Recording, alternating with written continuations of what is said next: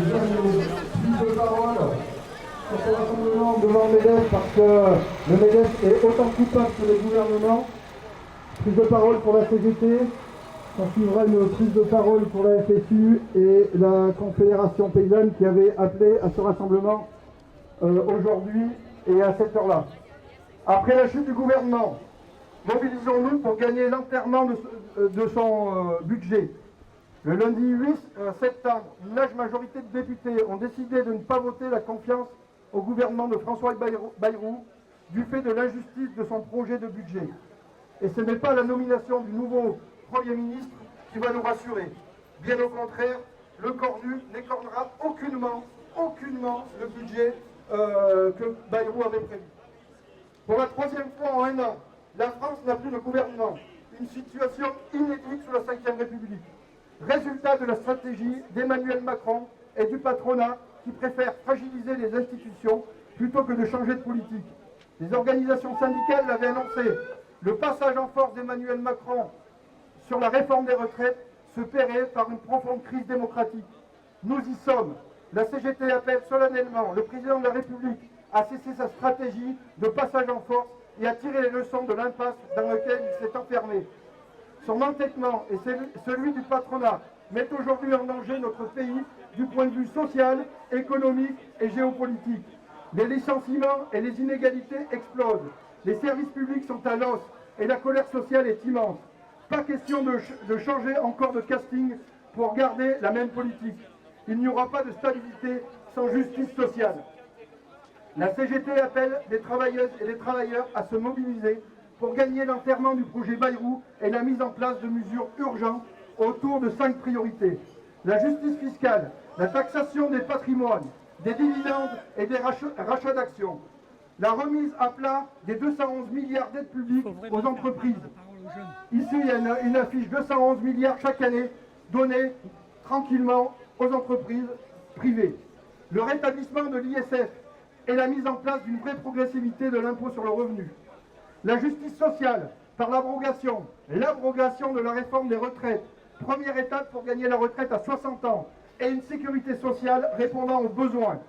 Le financement de nos services publics, de l'argent dans nos hôpitaux, nos écoles, nos universités, nos infrastructures et notre politique culturelle.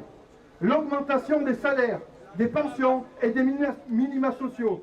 L'égalité femmes-hommes et les mesures contre la vie chère en Outre-mer. La réindustrialisation, la transformation environnementale de notre économie et l'arrêt des licenciements.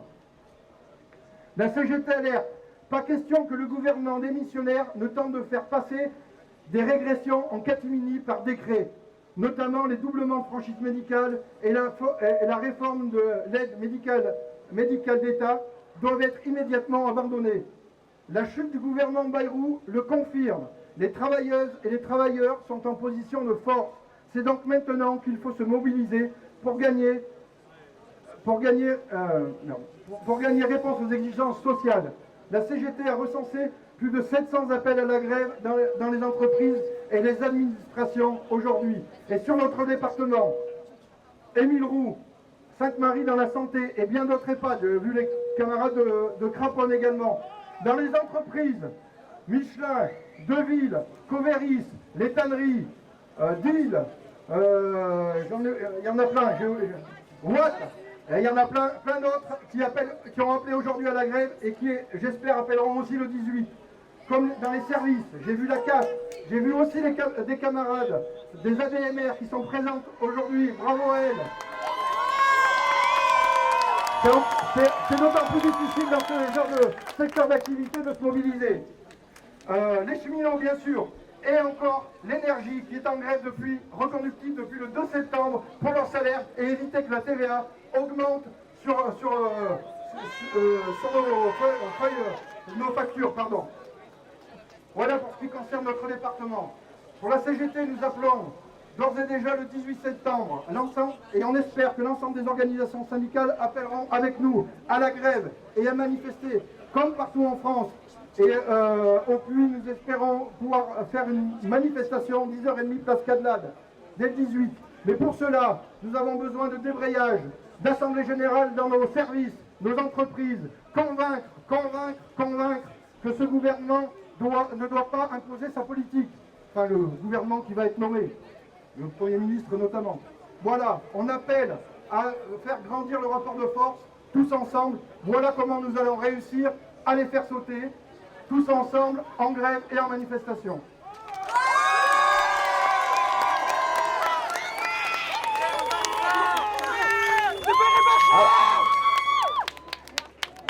Donc on va donner la parole à la FSU. Alors déjà nous saluons à la FSU cette initiative de la CGT qui permet à tous les secteurs grévistes, en plus des autres initiatives citoyennes, de se retrouver aujourd'hui. Alors je vais faire une brève déclaration pour la FSU. Avec ces annonces sur le budget 2026, le moins qu'on puisse dire, c'est que François Bayrou aura réussi à mettre le feu aux poudres. Il en a payé les conséquences en n'obtenant pas la confiance des députés lundi dernier. Le gouvernement est tombé. C'est un soulagement, tant son plan, le plan Bayrou, était violent pour l'ensemble des travailleurs et des travailleuses. Mais pour nous, le problème reste entier, d'autant que la nomination hier de Sébastien Lecornu est une véritable provocation et qu'elle n'augure pas de changement de ligne budgétaire. C'est pour cela que nous sommes en grève aujourd'hui. Une grève suivie parce que dans l'éducation, des internats sont fermés sur tout le département. Dans certains établissements, l'ensemble des équipes aujourd'hui a cessé le travail. Bravo aux collègues AED qui se sont saisis de cet appel intersyndical à rejoindre le mouvement populaire qui s'élève dans le pays depuis des semaines. C'est dire que la colère est grande. Alors que la pauvreté et les inégalités explosent, les orientations pour le budget des différents gouvernements, qu'ils s'appellent Barnier, Bayrou, Lecornu, finalement peu nous importe, attaquent violemment tous les leviers de la solidarité nationale, de la redistribution des richesses. Ils cherchent à faire payer aux travailleurs du public comme du privé, aux retraités, aux chômeurs, aux malades, le déficit créé par une politique de l'offre faite de cadeaux aux plus riches, aux grandes entreprises, à leurs actionnaires. Ça suffit. Les agents de la fonction publique et les services publics sont en première ligne avec les projets de suppression de 3000 postes en 2026, de non-renouvellement d'un agent sur 3 partant à la retraite, mais aussi avec le gel de leurs rémunérations qui sont déjà au ras des pâquerettes. On nous a déjà pris 2 ans de vie. Il est hors de question que l'on nous prenne notre temps libre. Nous sommes opposés à la retraite à 64 ans, comme à la suppression des jours fériés ou la monétisation de la 5e semaine de congés payés, une mesure honteuse qui s'attaque aux droits des salariés du privé d'abord, mais qui tôt ou tard s'abattra sur les agents publics. La FSU a appelé à se mobiliser massivement dès aujourd'hui, 10 septembre, pour empêcher la mise en œuvre de tout budget qui serait inspiré par les mêmes orientations et pour obtenir des mesures, notamment par une autre politique fiscale permettant d'augmenter les ressources de l'État et des collectivités territoriales. Car c'est d'abord et surtout à ceux qui s'enrichissent de payer la dette dont ils sont eux-mêmes responsables.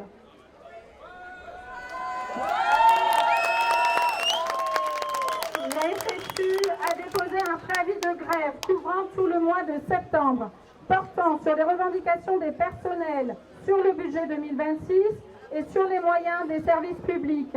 Elle appelle les personnels à être encore plus nombreuses en grève le jeudi 18 septembre avec toute l'intersyndicale.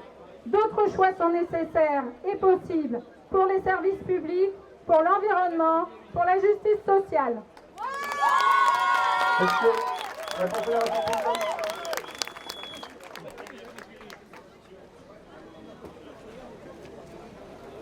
Bonjour à tous. La course dit stop à la précarité paysanne. Nous partageons les colères qui s'expriment ce mercredi 10 septembre et qui n'épargnent pas nos campagnes. Pour plus de justice sociale et fiscale, un avenir économique et agroécologique vivable. Nous subissons comme l'ensemble des travailleurs les attaques des gouvernements Macron contre les services publics et les retraites. Nous nous mobilisons à leur côté aujourd'hui, comme hier pour les retraites et la loi du plan. Nous luttons pour vivre de notre travail, retrouver un sens à nos métiers et en réduire la pénibilité. Aussi, avons-nous combattu les politiques agricoles austéritaires et nous continuerons à le faire, quel que soit le gouvernement mis en place. Une loi du plomb mortifère, passée en force malgré les mobilisations et au mépris des 2 millions de signatures de la pétition. Bien loin d'augmenter les compétitivités de la ferme France, elle consacre une mise en concurrence au moins-disant social et environnemental. Une gestion des crises sanitaires catastrophique, en particulier pour la DNC, qui abandonne les éleveurs à leurs fermes, en ayant recours à l'abattage total, sans aucune anticipation ni concertation. Des positions sur les accords de libre-échange et le Mercosur, plus qu'ambiguës, qui marquent l'intention de notre gouvernement de céder à la libéralisation des marchés en sacrifiant les paysans d'ici et d'ailleurs. Nous réaffirmons que nous refusons que les paysans financent un système qui enrichit les grands groupes de l'agro-industrie, la grande distribution et leurs actionnaires, ces prédateurs de la valeur que nous créons chaque jour sur nos fermes. Pour porter une autre voie que celle de l'agriculture, celle d'une agriculture paysanne, rémunératrice, nourricière, pourvoyeuse d'emplois dans nos campagnes dépeuplées, respectueuse de l'environnement et de la santé de la population, la Confédération paysanne de Haute-Loire sera présente dans le cortège de la manifestation du 18 septembre, appelée nationalement par l'intersyndicale pour défendre le monde du travail. Merci. Bravo, merci. Merci, je vois que la jeunesse, tout à l'heure j'ai énuméré plein d'entreprises, j'en ai oublié, je m'excuse, qui ont appelé à la grève, mais je vois que la jeunesse est présente, bravo à elle aussi. Et là je vais laisser la parole au syndicat CGT des Mille Roux.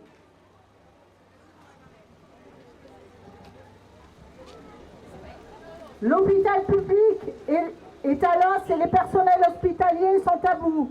Dans les EHPAD, la situation n'est pas plus reluisante. Alors oui, ce n'est pas nouveau. Le Covid l'avait mis en exergue.